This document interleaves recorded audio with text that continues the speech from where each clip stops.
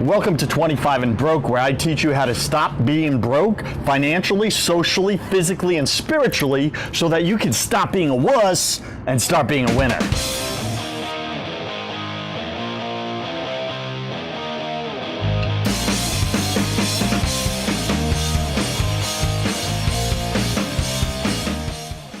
So I got a little letter here from Bobby, and Bobby asks, well, pretty much Bobby says, let's see, I'm 25 years old.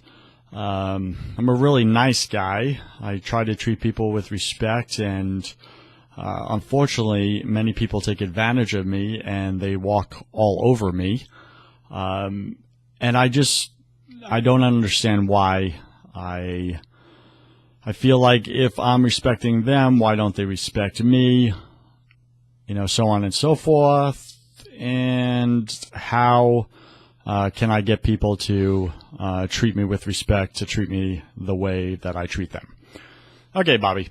So first off, let me start by saying, you know, the way you're allowing people to treat you right now is a direct reflection of what you're giving off. What do I mean by that? I've learned over the years that we train people how to treat us.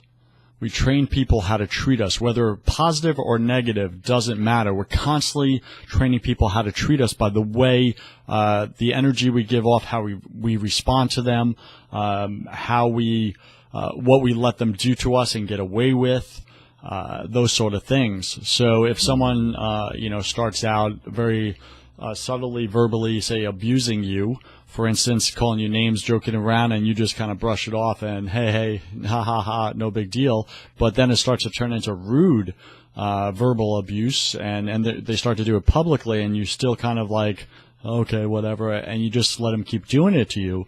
Eventually, over time, you are training them how to treat you because they're seeing you as a wuss, as someone they could walk all over, as someone that they could put you down so they can feel better about themselves temporarily. So remember that. You're training them how to treat you. So if you're getting that response right now in life where people tend to not respect you and treat you the way you're treating them, then you're giving off a certain energy. You're training them to treat you and mistreat you that way. I share a story here. When I was 21 years old, business was doing really good in Chicago. We did $2 million first year. We went out to Los Angeles. We did another location out there, and I got it up to $2 million. And as I was out raising funds for these national nonprofits, I would pick a location every day, and I found myself in Compton, Los Angeles, right next to Inglewood. So if any of you know Compton, Bold Nation, Compton is in a lot of the rap songs. At least it used to be, just like gangsters, like one of the worst gangster cities in the United States. And, I show up there and I am literally the only, white dude and in the entire city that day, and that was very interesting.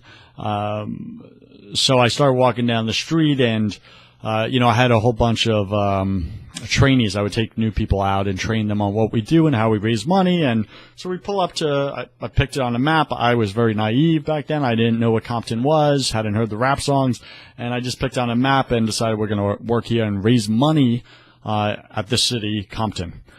So we pull up in the car. I have two trainees in the back, and immediately they go quiet. And I was like, all right, let's go. And they're like, we're not getting out of the car.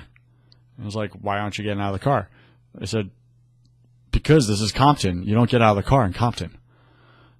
And I said, well, whatever. I'm getting out of the car. This is where we're working. So you could sit in the car by yourself, but I'm taking the keys, and this is where I'm going. So decide whatever you want to do. And I get out of the car, and they sheepishly get out of the car with me, and they, start walking down the sidewalk with me. And I remember we were like 5 minutes down the sidewalk, and all of a sudden we hear bang, bang, bang, bang. And I was like, what the heck is that? And I turn around to ask them, and I don't see them anywhere. And then I look down on the sidewalk, and picture this. They're face down with their head on the sidewalk, just like crying, literally crying, like, oh my gosh, we're going to die, we're going to die. And I'm thinking to myself, what a bunch of wusses. So I said, what are you doing down there? And they're like, get down. You're going to get shot. I was like, get shot? What do you mean get shot? And they're like, those were gunshots. Get down. And I was like, whoa, those were gunshots. That's so cool, man. That was the first time I heard gunshots so close, up close and personal. Like outdoors in the, midday, lunchtime. And so I was really naive, just like dumb as a box of bricks back then. And I was like, well, let's go. We're going anyway. And they're like, please take us back to the car. Get us out of here. And I said, no, we're going to look. There's a 7-Eleven. I see a 7-Eleven right there. Let's go to that. So we walk down to the 7-Eleven and we see a cop car there, pulled in. I was like, look, there's a cop here. You're protected. You're safe. See, no big deal. And so they kind of hesitantly followed me. And as we walked around the cop car, we saw the police officer, had been gunned down in broad daylight. That's what the 4 gunshots were. And there he was, just lying dead in his blood, and a crowd starting to form around him. And it was just a drive-by shooting to take out this police officer. Very sad. And immediately, the 2 trainees just freaked out, and they're like, please take us home. Please, this is not for us. We don't want to do this job if this is what it entails. And I said, listen, go inside, call a cab, but I'm staying, I'm working, so do whatever you want. So they did, and I left them. And I started walking down the sidewalk. Again, I am the only white guy in the entire city. Imagine this. Cop just got gunned down in front of me. And, I was just a risk taker, but dumb, real green behind the ears. And I started walking down, and I'm seeing everything was boarded up, like abandoned buildings, storefronts, everything. Like nothing is open other than that 7-Eleven. And I'm just like, what the heck, man? And then finally, like all the way at the end of the street, I see this barbershop, with one of those spiral red, white, and blue barbershop signs. And I was like, cool, let me go to that. So I had this habit of like throwing open the door like with force. So I came in with confidence and everything. And that's what I did. And I threw open the glass door with force, and I saw a bunch of guys sitting in the back of the room, and it was one of these long, narrow barbershops with the chairs all the way down with the mirrors, for cutting hair. But nobody was sitting in the chairs. There was no hair cutting being done. And at the end, at the back, the very back, I see these 6 big black guys, big African-American guys in black, like, trench coat type shirt things, whatever, with the big gold chains, the bling, money signs and everything, dollar signs. And I had this habit of, my strategy with fundraising was make eye contact with one person and go right at them and just speak with confidence, smile, boom, stick out my hand, right, extended for a handshake. How you doing? And so that's what I did. I came in full force, spotted the guy who was sitting down right in the front of the group of these 6 big dudes, and I just said, hey, how you doing? I'm Joseph. How's your day? And I was just really confident and whatever. And I remember these guys couldn't get away from me fast enough.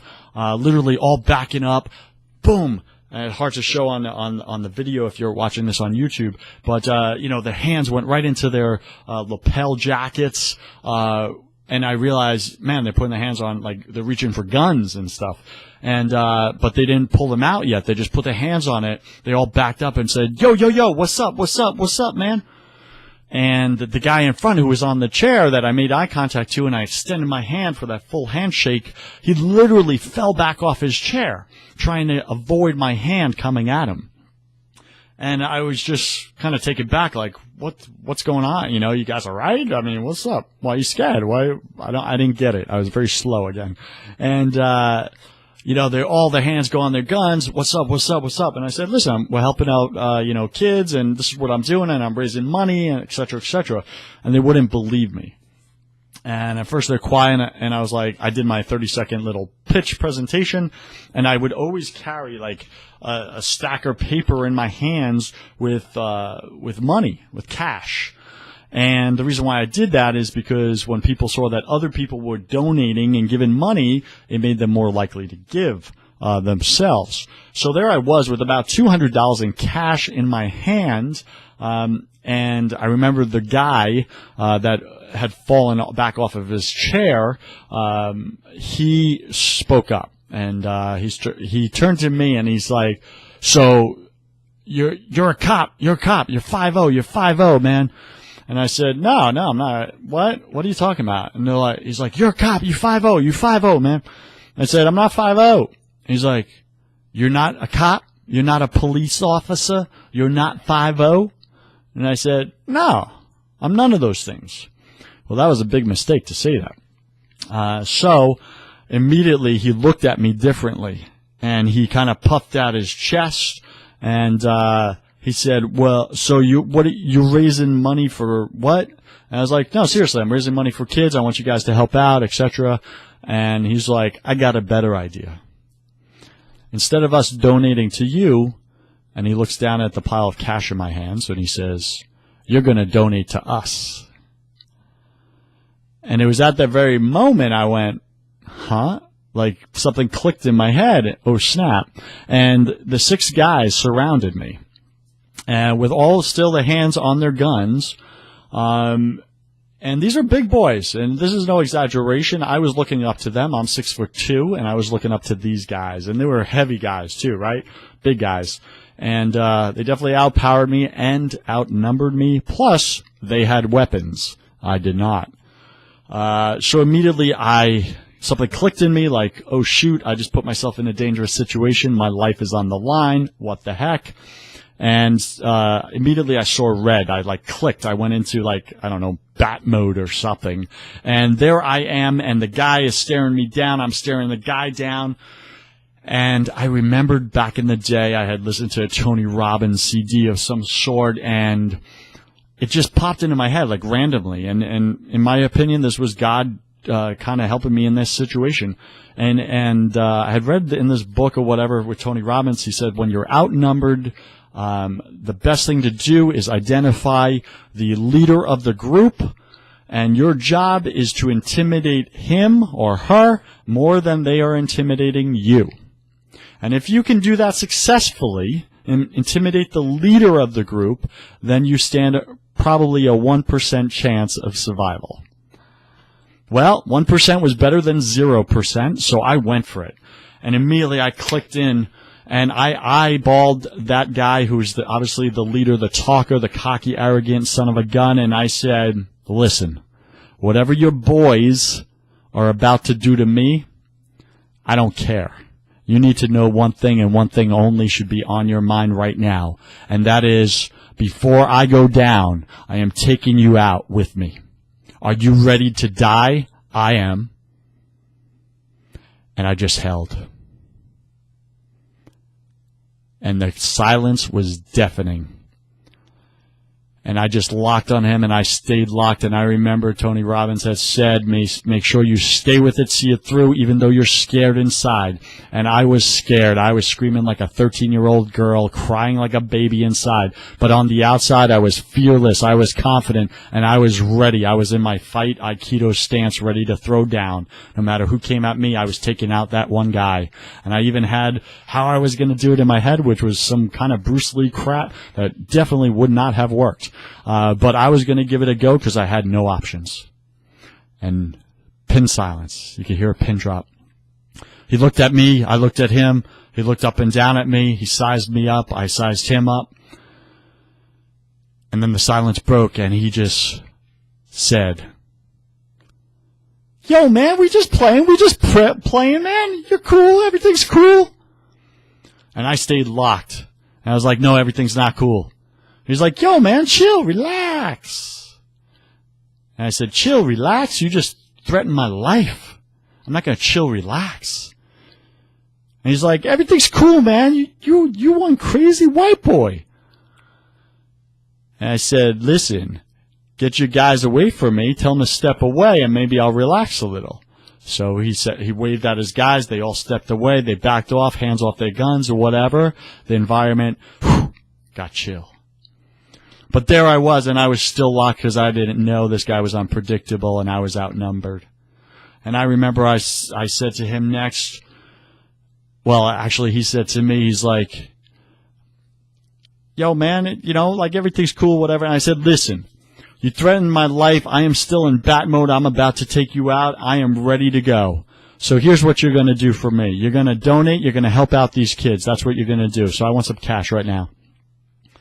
And as you can imagine, he looked at me in the eye and he said, hell no. We're not giving you anything, white boy. And I said, I'm still about to take you out. Are you still ready to die? I'll tell you what. I'm going to explain this real simple for you.